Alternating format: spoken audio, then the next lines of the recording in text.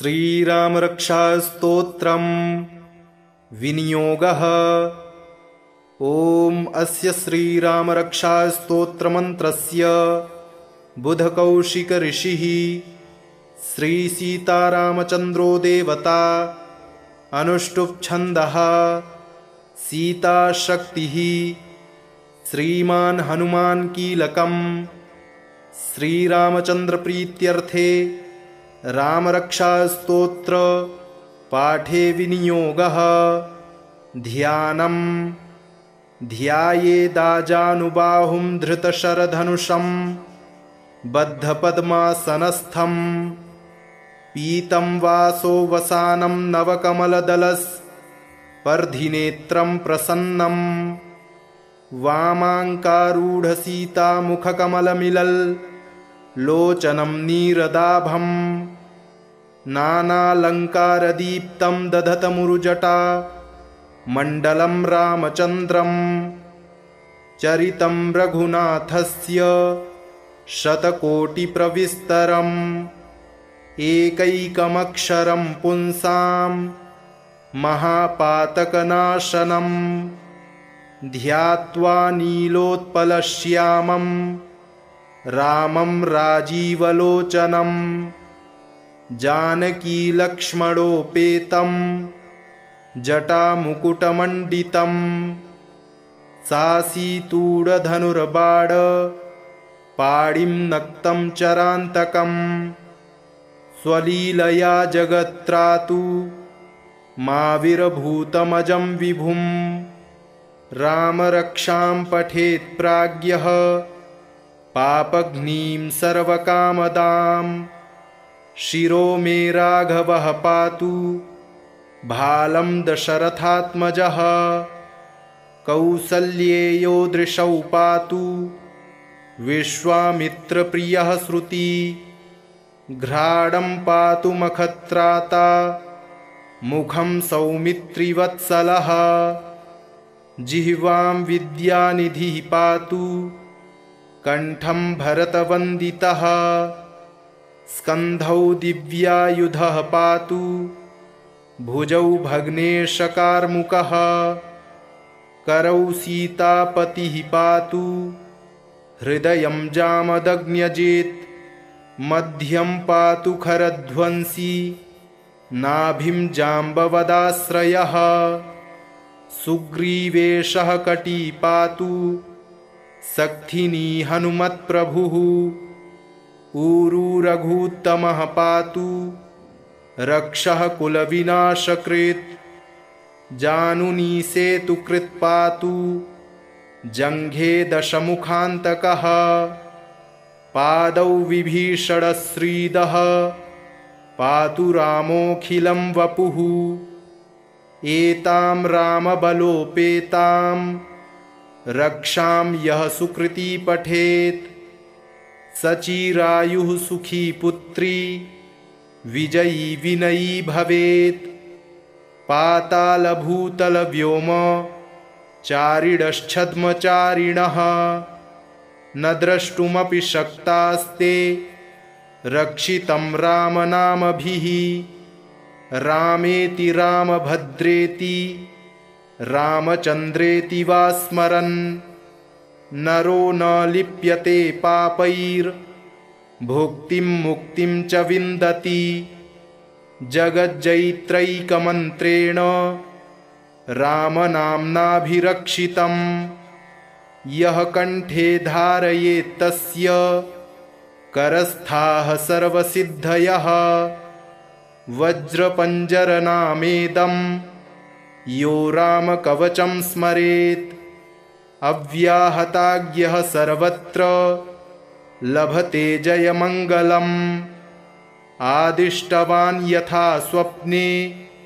राम रक्षामि मां हरः तथा लिखितवान् प्रातः प्रबुद्धो बुधकौशिकः आरामः कल्पवृक्षाणां विरामः सकलापदाम् अभिरामस्त्रिलोकानां रामः श्रीमान् सनः प्रभुः तरुणौ रूपसम्पन्नौ सुकुमारौ महाबलौ पुण्डरीकविशालाक्षौ चीरकृष्णाजिनाम्बरौ फलमूलाशिनौ दान्तौ तापसौ ब्रह्मचारिणौ पुत्रौ दशरथस्यैतौ भ्रातरौ रामलक्ष्मणौ शरण्यौ सर्वसत्त्वानां श्रेष्ठौ सर्वधनुष्मतां रक्षः कुलनिहन्तारौ त्रायेतां नो रघूत्तमौ आत्तसज्जधनुषा विशुस्पृशा वक्षयाशुगनिषङ्गसङ्गिनौ रक्षणाय मम रामलक्ष्मणा वग्रतः पथि सदैव गच्छताम् सन्नद्धः कवची खड्गी चापबाणधरो युवा गच्छन्मनोरथान्नश्च रामः पातु स लक्ष्मणः रामो दशरथिः शूरो लक्ष्मणानुचरो बली काकुत्स्थः पुरुषः पूर्णः कौसल्येयो रघूत्तमः वेदान्तवेद्यो यज्ञेशः पुराणपुरुषोत्तमः जानकीवल्लभः श्रीमान् प्रमेयपराक्रमः इत्येतानि जपन्नित्यं मद्भक्तः श्रद्धयान्वितः अश्वमेधाधिकं पुण्यं सम्प्राप्नोति न संशयः रामं दूर्वादलश्यामं पद्माक्षं पीतवाससं स्तुवन्ति नामभिर्दिव्यैर्न ते संसारिणो नराः रामं लक्ष्मणपूर्वजं रघुवरं सीतापतिं सुन्दरं काकुत्स्थं करुणार्णवं गुणनिधिं विप्रप्रियं धार्मिकं राजेन्द्रं सत्यसन्धं दशरथतनयं श्यामलं शान्तमूर्तिं वन्दे लोकाभिरामं रघुकुलतिलकं राघवं रावणारिं रामाय रामभद्राय रामचन्द्राय वेधसे रघुनाथाय नाथाय सीतायाः पतये नमः। श्रीराम राम रघुनन्दन राम राम श्रीराम राम भरताग्रज राम राम श्रीराम राम रणकर्कश राम राम श्रीराम राम शरणं भव राम राम श्रीरामचन्द्रचरणौ मनसा स्मरामि श्रीरामचन्द्रचरणौ वचसा गृह्णामि श्रीरामचन्द्रचरणौ शिरसा नमामि श्रीरामचन्द्रचरणौ शरणं प्रपद्ये माता रामो मत्पिता रामचन्द्रः स्वामी रामो मत्सखा रामचन्द्रः सर्वस्वं मे रामचन्द्रो दयालुर्नान्यं जाने नैव जाने न जाने दक्षिणे लक्ष्मणो यस्य वामे च जनकात्मजा पुरतो मारुतिर्यस्य तं वन्दे रघुनन्दनं लोकाभिरामं रणरङ्गधीरं राजीवनेत्रं रघुवंशनाथं कारुण्यरूपं करुणाकरं तं श्रीरामचन्द्रं शरणं प्रपद्ये मनोजवं मारुततुल्यवेगं जितेन्द्रियं बुद्धिमतां वरिष्ठं वातात्मजं वानरयूथमुख्यं श्रीरामदूतं शरणं प्रपद्ये कूजन्तं राम रामेति मधुरं मधुराक्षरम् आरुह्य कविताशाखां वन्दे वाल्मीकिकोकिलम् आपदामपहर्तारं दातारं सर्वसम्पदां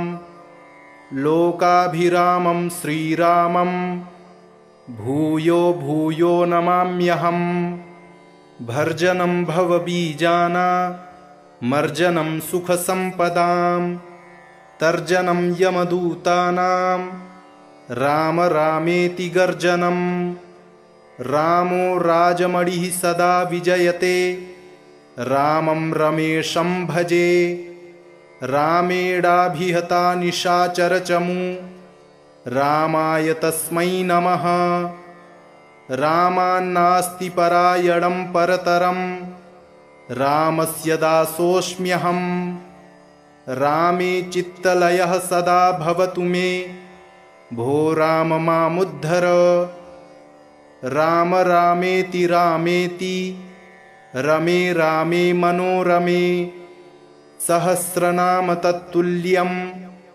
रामनाम वरानने विनियोगः ॐ अस्य श्रीरामरक्षास्तोत्रमन्त्रस्य बुधकौशिक ऋषिः श्रीसीतारामचन्द्रो देवता अनुष्टुप् छन्दः सीताशक्तिः श्रीमान् हनुमान् कीलकम् श्रीरामचन्द्रप्रीत्यर्थे रामरक्षास्तोत्र पाठे विनियोगः ध्यानम् ध्यायेदाजानुबाहुं धृतशरधनुषं बद्धपद्मासनस्थं पीतं वासो वसानं नवकमलदलस्पर्धिनेत्रं प्रसन्नं वामाङ्कारूढसीतामुखकमलमिलल्लोचनं नीरदाभं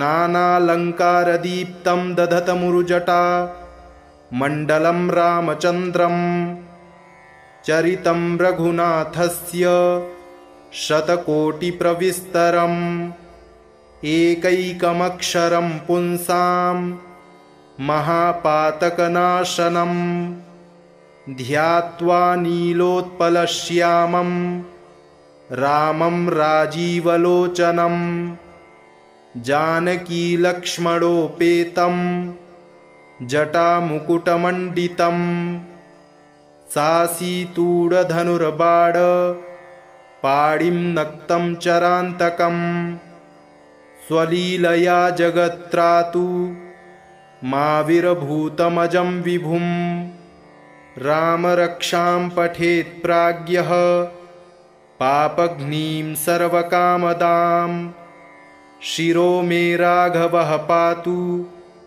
भालं दशरथात्मजः कौसल्येयो दृशौ पातु विश्वामित्रप्रियः श्रुति घ्राणं पातु मखत्राता मुखं सौमित्रिवत्सलः जिह्वां विद्यानिधिः पातु कण्ठं भरतवन्दितः स्कन्धौ दिव्यायुधः पातु भुजौ भग्नेशकार्मुकः करौ सीतापतिः पातु हृदयं जामदग्न्यजेत् मध्यं पातु खरध्वंसी नाभिं जाम्बवदाश्रयः सुग्रीवेशः कटी पातु सक्थिनी हनुमत्प्रभुः ऊरू रघूत्तमः पातु रक्षः कुलविनाशकृत् जानुनी सेतुकृत् पातु जङ्घे दशमुखान्तकः पादौ विभीषणश्रीदः पातु रामोऽखिलं वपुः एतां रामबलोपेतां रक्षां यः सुकृती पठेत् सचिरायुः सुखी पुत्री विजयी विनयी भवेत् पातालभूतलव्योम चारिणश्छद्मचारिणः न द्रष्टुमपि शक्तास्ते रक्षितं रामनामभिः रामेति रामभद्रेति रामचन्द्रेति वा स्मरन् नरो न लिप्यते पापैर्भुक्तिं मुक्तिं च विन्दति जगज्जयित्रैकमन्त्रेण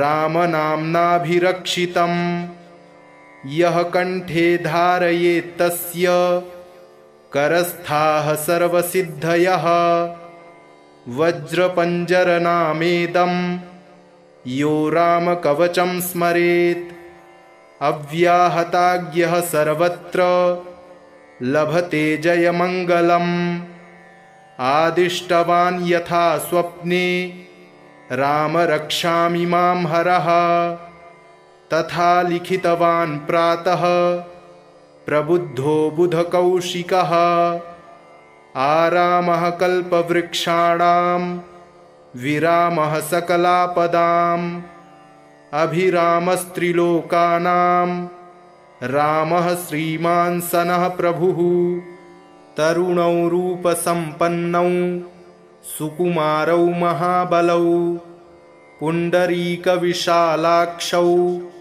चिरकृष्णाजिनाम्बरौ फलमूलाशिनौ दान्तौ तापसौ ब्रह्मचारिणौ पुत्रौ दशरथस्यैतौ भ्रातरौ रामलक्ष्मणौ शरण्यौ सर्वसत्त्वानां श्रेष्ठौ सर्वधनुष्मतां रक्षः कुलनिहन्तारौ त्रायेतां नो रघूत्तमौ आत्तसज्जधनुषा विशुस्पृशा वक्षयाशुगनिषङ्गसङ्गिनौ रक्षणाय मम रामलक्ष्मणा वग्रतः पथि सदैव गच्छताम् सन्नद्धः कवची खड्गी चापबाणधरो युवा गच्छन्मनोरथान्नश्च रामः पातु स लक्ष्मणः रामो दशरथिः शूरो लक्ष्मणानुचरो बली काकुत्स्थः पुरुषः पूर्णः कौसल्येयो रघूत्तमः वेदान्तवेद्यो यज्ञेशः पुराणपुरुषोत्तमः जानकीवल्लभः श्रीमान् प्रमेयपराक्रमः इत्येतानि जपन्नित्यं मद्भक्तः श्रद्धयान्वितः अश्वमेधाधिकं पुण्यं सम्प्राप्नोति न संशयः रामं दूर्वादलश्यामं पद्माक्षं पीतवाससं स्तुवन्ति नामभिर्दिव्यैर्न ते संसारिणो नराः रामं लक्ष्मणपूर्वजं रघुवरं सीतापतिं सुन्दरं काकुत्स्थं करुणार्णवं गुणनिधिं विप्रप्रियं धार्मिकं राजेन्द्रं सत्यसन्धं दशरथतनयं श्यामलं शान्तमूर्तिं वन्दे लोकाभिरामं रघुकुलतिलकं राघवं रावणारिं रामाय रामभद्राय रामचन्द्राय वेधसे रघुनाथाय नाथाय सीतायाः पतये नमः। श्रीराम राम रघुनन्दन राम राम श्रीराम राम भरताग्रज राम राम श्रीराम राम रणकर्कश राम राम श्रीराम राम शरणं भव राम राम श्रीरामचन्द्र चरणौ मनसा स्मरामि श्रीरामचन्द्र चरणौ वचसा गृह्णामि श्रीरामचन्द्र चरणौ शिरसा नमामि श्रीरामचन्द्र चरणौ शरणं प्रपद्ये माता रामो मत्पिता रामचन्द्रः स्वामी रामो मत्सखा रामचन्द्रः सर्वस्वं मे रामचन्द्रो दयालुर्नान्यं जाने नैव जाने न जाने दक्षिणे लक्ष्मणो यस्य वामे च जनकात्मजा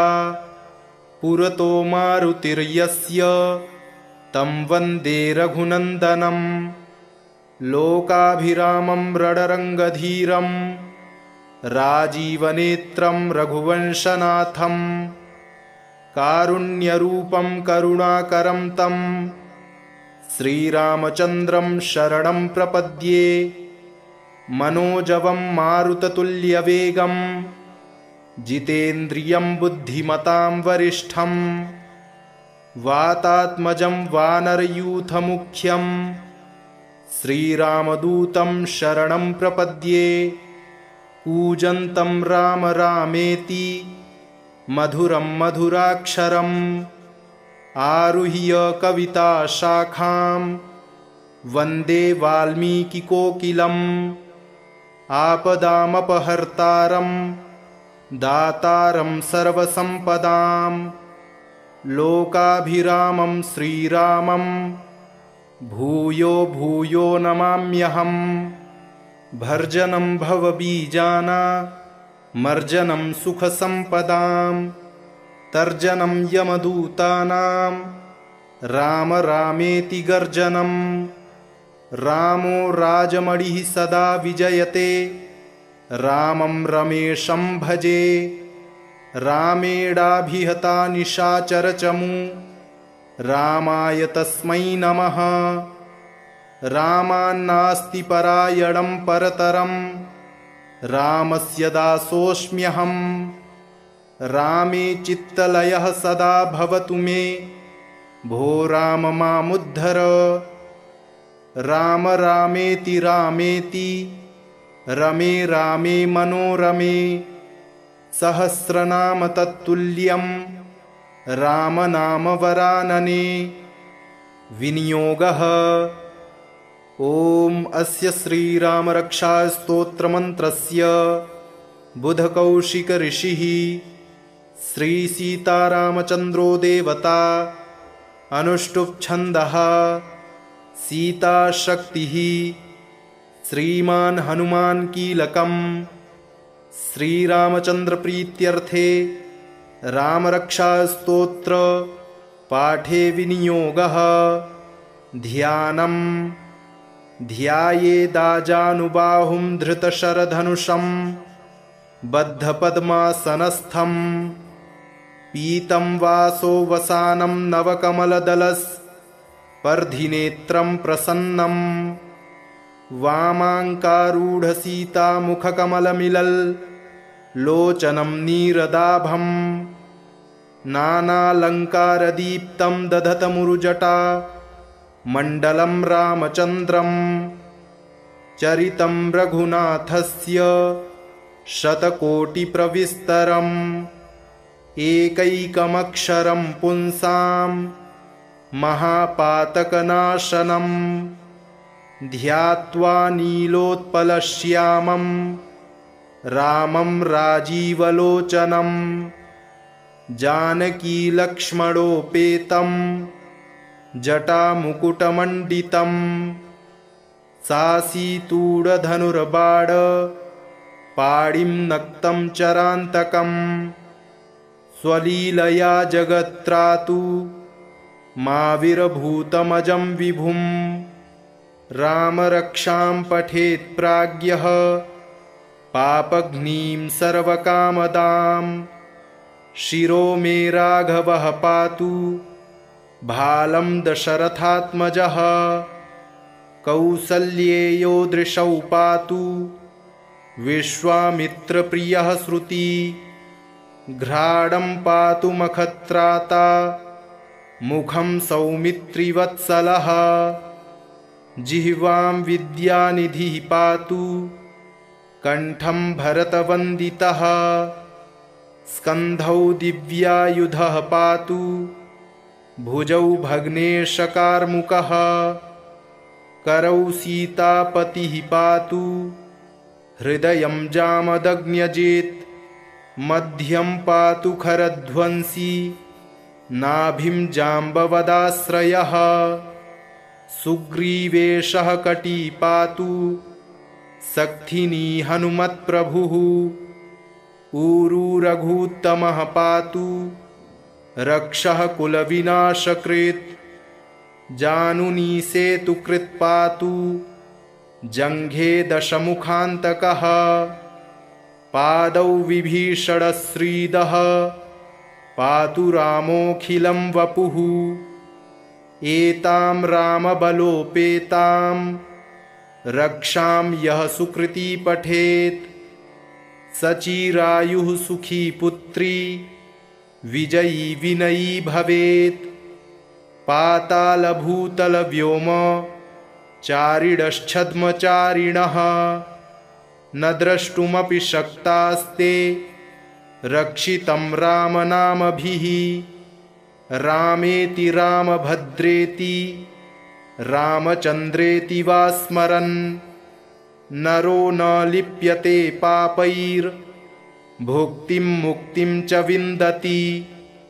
जगज्जयित्रैकमन्त्रेण रामनाम्नाभिरक्षितं यः कंठे धारयेत्तस्य करस्थाः सर्वसिद्धयः। वज्रपञ्जरनामेदं यो रामकवचं स्मरेत् अव्याहताज्ञः सर्वत्र लभते जयमङ्गलम्।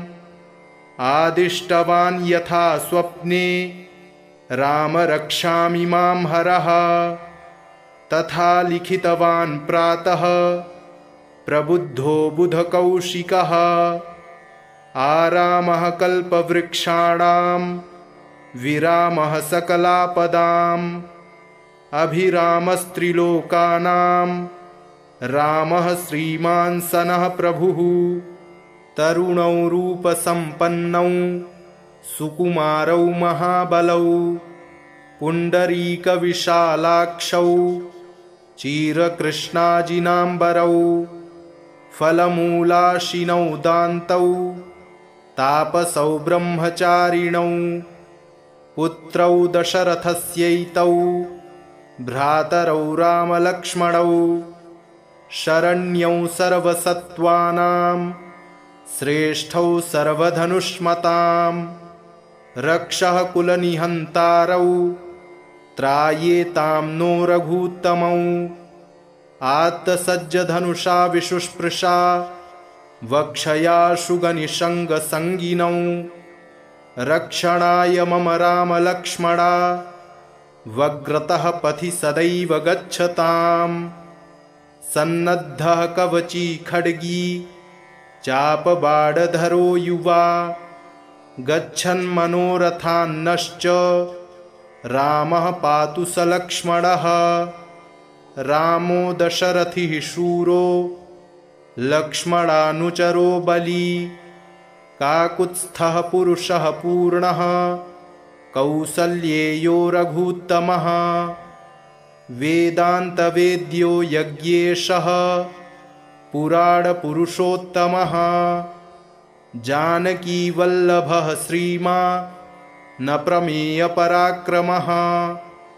इत्येतानि जपन्नित्यं मद्भक्तः श्रद्धयान्वितः अश्वमेधाधिकं पुण्यं सम्प्राप्नोति न संशयः।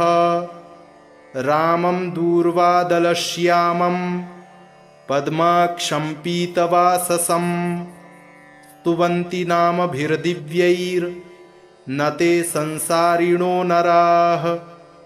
रामं लक्ष्मणपूर्वजं रघुवरं सीतापतिं सुन्दरं काकुत्स्थं करुणार्णवं गुणनिधिं विप्रप्रियं धार्मिकं राजेन्द्रं सत्यसन्धं दशरथतनयं श्यामलं शान्तमूर्तिं वन्दे लोकाभिरामं रघुकुलतिलकं राघवं रावणारिं। रामाय रामभद्राय रामचन्द्राय वेधसे रघुनाथाय नाथाय सीतायाः पतये नमः।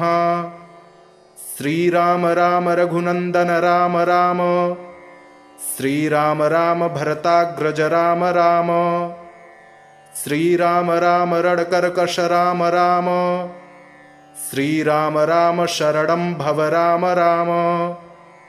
श्रीरामचन्द्रचरणौ मनसा स्मरामि श्रीरामचन्द्रचरणौ वचसा गृह्णामि श्रीरामचन्द्रचरणौ शिरसा नमामि श्रीरामचन्द्रचरणौ शरणं प्रपद्ये। माता रामो मत्पिता रामचन्द्रः, स्वामी रामो मत्सखा रामचन्द्रः। सर्वस्वं मे रामचन्द्रो दयालुर्, नान्यं जाने नैव जाने न जाने। दक्षिणे लक्ष्मणो यस्य, वामे च जनकात्मजा। पुरतो मारुतिर्यस्य, तं वन्दे रघुनन्दनम्। लोकाभिरामं रणरङ्गधीरं, राजीवनेत्रं रघुवंशनाथं। कारुण्यरूपं करुणाकरं तं, श्रीरामचन्द्रं शरणं प्रपद्ये। मनोजवं मारुततुल्यवेगं, जितेन्द्रियं बुद्धिमतां वरिष्ठं। वातात्मजं वानरयूथमुख्यं, श्रीरामदूतं शरणं प्रपद्ये। कूजन्तं राम रामेति, मधुरं मधुराक्षरम्। आरुह्य कविताशाखां, वन्दे वाल्मीकिकोकिलम्। आपदामपहर्तारं, दातारं सर्वसम्पदां। लोकाभिरामं श्रीरामं, भूयो भूयो नमाम्यहम्। भर्जनं भवबीजानां, मर्जनं सुखसम्पदां। तर्जनं यमदूतानां, राम रामेति गर्जनम्। रामो राजमणिः सदा विजयते, रामं रमेशं भजे। रामेणाभिहता निशाचरचमू, रामाय तस्मै नमः। रामान्नास्ति परायणं परतरं, रामस्य दासोऽस्म्यहम्। रामे चित्तलयः सदा भवतु मे, भो राम मामुद्धर। राम रामेति रामेति, रमे रामे मनोरमे। सहस्रनाम तत्तुल्यं, रामनामवरानने। इति श्री बुधकौशिकमुनिविरचितं श्रीरामरक्षास्तोत्रं सम्पूर्णम्।